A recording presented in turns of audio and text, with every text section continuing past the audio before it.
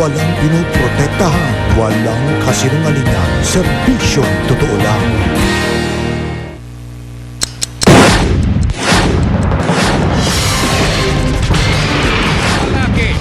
Sunog ang buong katawan matapos masabugan ng luces. Pinatilyo, naputulan ng dalawang daliri matapos maputukan ng bawal na King Kong. Bilang na mga napuputukan, nadagdagan ng mahigit 80 sa loob lang ng 24 oras.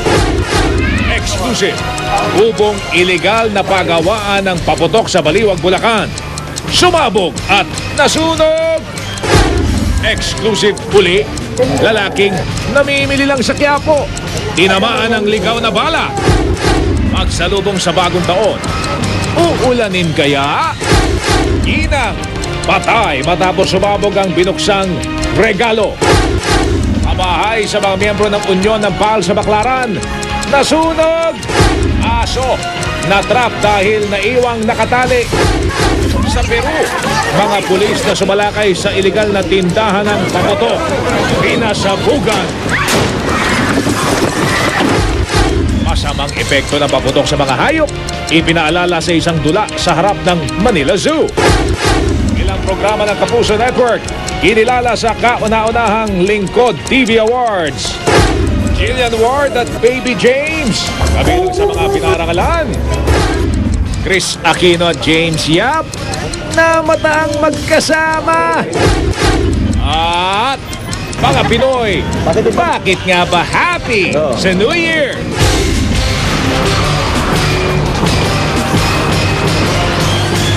Mula sa GMA Network Center, narito si Mel Bianco.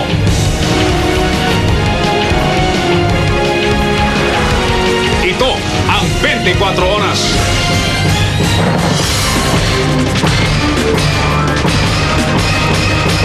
Magandang gabi po, 2 araw bago salubungin ang buong mundo ang pagpasok ng taong 2011. Abala na ang tindahan ng mga paputok sa Bukawi sa Bulacan. Lumakas na rin daw po ang bentahan.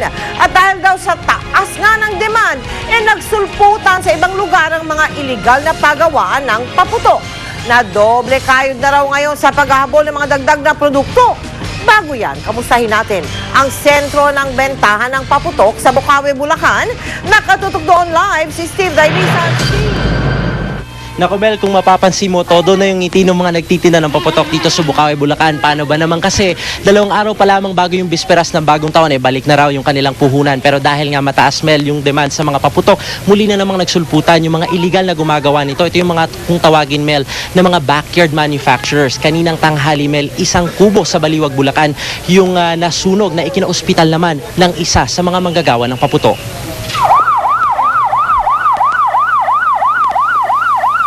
Napula na ang apoy sa kubong ito sa isang residential area sa Barangay Santo Niño, Baliwag, Bulacan ng datnan ng mga bumbero. Pero naiwan pa rin ang bakas ng mga materyales sa paggawa ng paputok.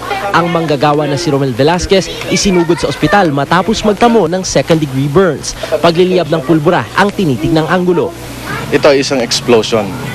Explosion brought about by the pyrotechnic products na ginagawa dito sa loob. Bagamat ayaw tukuyin ng mga residente kung sino ang may-ari ng nasunog na compound, sinabi nilang dito ginagawa ang rush na paputok. Sanay na raw sila kaya hindi na natatakot. Siguro may pahabol na order lang yun. Parang ganun. Ngayon lang din nangyari dyan. Desidido ang BFP na sampahan ng reklamong paglabag sa Republic Act 7183 o Pyrotechnics Law ang may-ari ng compound sabay babala sa manufacturer.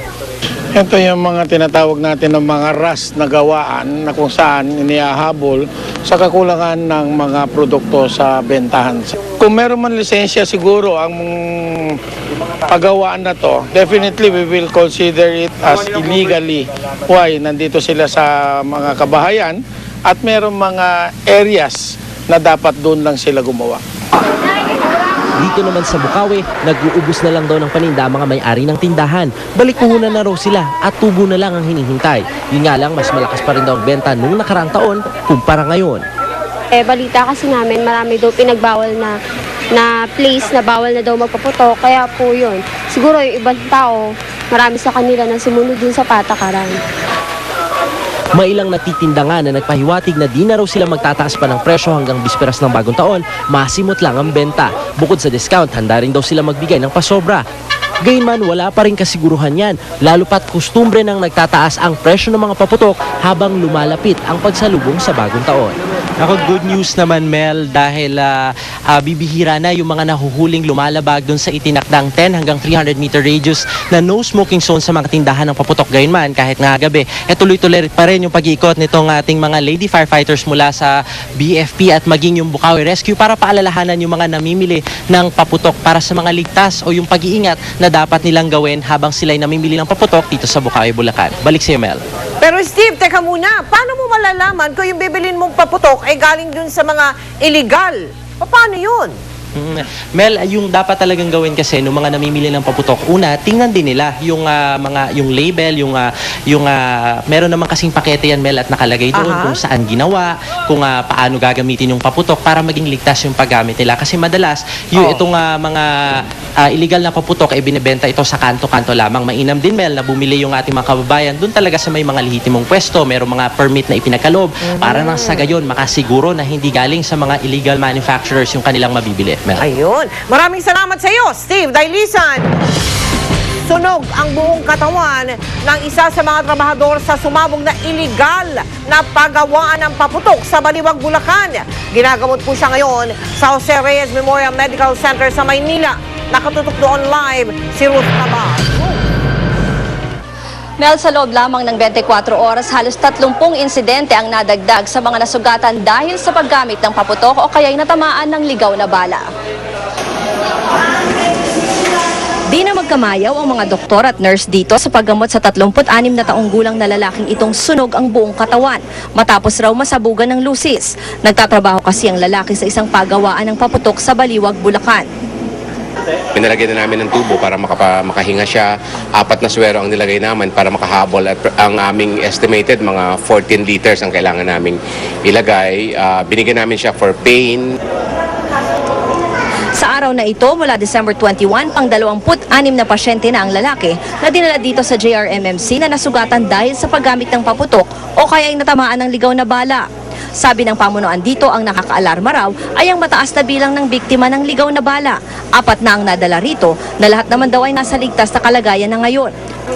Pero nung isang taon kasi, sa buong panahon ng Kapaskuhan, 2 lang ang stray bullet victims na dinala rito.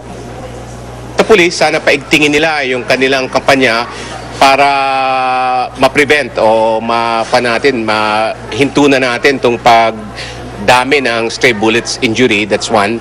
At siguro pagtingin din sa mga nagpapaputok para sa mga pulis na ang karamihan sa napuputokan mga bata.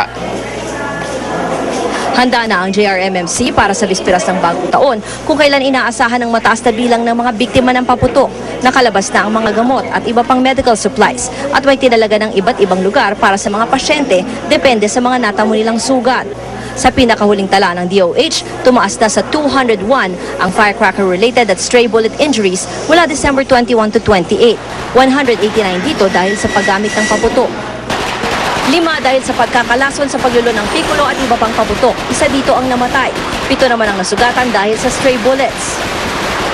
9% na mas mababa kumpara noong isang taon pero 36% na mas mataas ito sa 5-year average. Bagamat sabi ng DOH, ito na ang nakikita nilang trend. Sa ngayon, ito, nag-umpisa tayong mataas, napababa natin, so kahit anong gawin natin. So para mawala yan, isa na lang naiiwan, total ban. Pikulo pa rin ang uri ng paputok na nagdulot ng pinakamaraming injuries. Kasunod ang Quitis, 5-star, whistle bomb at boga. Mel, good news na rin daw na may tuturing na sa buong maghapon ay isa lang ang biktima ng paputok na sinuod nga dito sa JRMMC. At tulad nga ng paulit-ulit na panawagan ng DOH, 10 sa 2010. Ibig sabihin, 10 daliri pa rin ang dapat meron ka sa pagtatapos ng 2010. Kaya't iwasan na raw ang paggamit ng paputok at gumamit na lamang ng turotot sa pagsalubong sa bagong taon. Mel? Maraming salamat sa iyo, Ruth Cabal. Ngayon pa lang po ay hindi na bababa sa 7 ang bilang ng mga nabiktima ng ligaw na bala. Batay po yan sa tala ng Department of Health. Isa sa kanila, namimili lang po ng regalo sa Quiapo nang siya'y tamaan. Nakatutok si Cara David, exclusive. Sasalubungin ni Alex ang bagong taon na iika-ika at ito'y hindi dahil sa sarili niyang kagagawan kundi dahil sa pagwawalang bahala ng ilan. Si Alex ang ika-7 na biktima ng ligaw na bala na naitala ng DOH ngayong selebrasyon ng Pasko at bagong taon. Sa Quiapo naganap ang insidente kagabi habang namimili ng regalo si Alex. Pag dinig ko ng putok, alam kong pero hindi naman ako nagulat kasi alam na malapit na New Year. Akala ko mga lang, 5-star lang. Nagulat na lang ako, biglang may mga tumakbo mga tao. Tumatakbo pa ako, di ko alam, may tama pa ako. Mabutit sa paalamang tinamaan si Alex, pero kung minalas-malas pa siya, posibleng buhay niya ang naging kapalit ng ligaw na bala. Meron namang civilian na talagang may kayang pundar ng baril. This New Year, itago na lang nila. Yung baril? Kasi delikado, ako, biktima ako. Okay lang kung kagaya nito, paano kung bata o may madami na? Noong nakaraang pagsalubong ng bagong taon, umabot sa 14 ang nabiktima ng ligaw na bala. Karamihan, mga bata at may isang sanggol pa. Sa taong ito, 7 na ang naitatala ng DOH.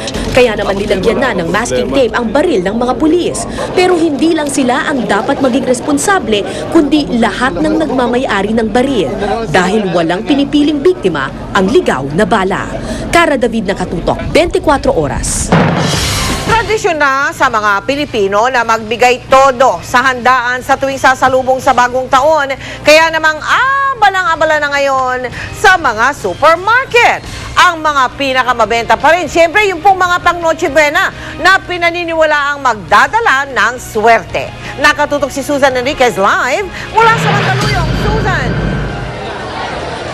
Mel, kumpara ng Pasko, inaasahang halos doble o triple pa ang mga mamimili ng panghanda para sa medianoche. Kaya naman 3 araw bago ang bagong taon, mistulang blockbuster na pelikula ang mga namimili sa isang supermarket na ito dito sa Mandaluyong City. Habang gumagabi, pakapal ng pakapal ang bilang ng mga mamimili. Karamihan sa mga customer, sumusunod sa mga handang may pamahiin sa pagsalubong sa bagong taon. Kaya ang karamihan, bukod sa spaghetti, may handa rin pansit o sotanghon sa medianoche nila. Sabi daw pong pahaba ng buhay. Ang mga bilog na prutas, mabentang mabenta. Kaya nilakihan ng fruit section para makakilos ng mas maayos ang mga mamimili. Ang estilo pa, may mga fruit basket na naglalaman ng 12 hanggang 13 prutas na pampaswerte daw. Kasi, tipid din sa oras, saka isa pa, hindi ka na mamimili ng isa-isa pa. Kompleto, 13 fruits na. Pati ang mga sparkling wine o yung champagne, patok din. Paniwala daw kasi na marami magiging makinang ang darating na taon kapag meron ito sa medianoche. Yung iba naman, bukod sa bilog na prutas at pampahaba ng buhay, maghahanda pa ng mga kakanin para daw guminhawa ang buhay. Maggogoto lang. Bakit po? Kasi anong Christmas masyado ng high fat, high cholesterol diet namin. Kaya ngayon, medyo yung traditional na food naman. Yung biko, tulad ganun. Ganun po, palitaw. At dahil mas maraming araw ang namimili ng pang medianoche kaysa Noche Buena, kabi-kabila ang mga promo mula sa buy one take one hanggang sa bawas presyo. Meron pong may bawas sa price, tapos meron pong may mga free, ganyan. Medyo nakakatipid po.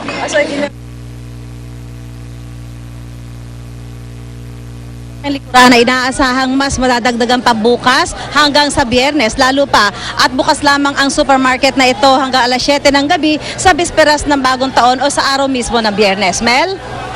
Saan? Siyempre, ang kulay na suot mo, yan. Swerteng-swerte din yan. Maraming salamat sa iyo, Susan Enriquez.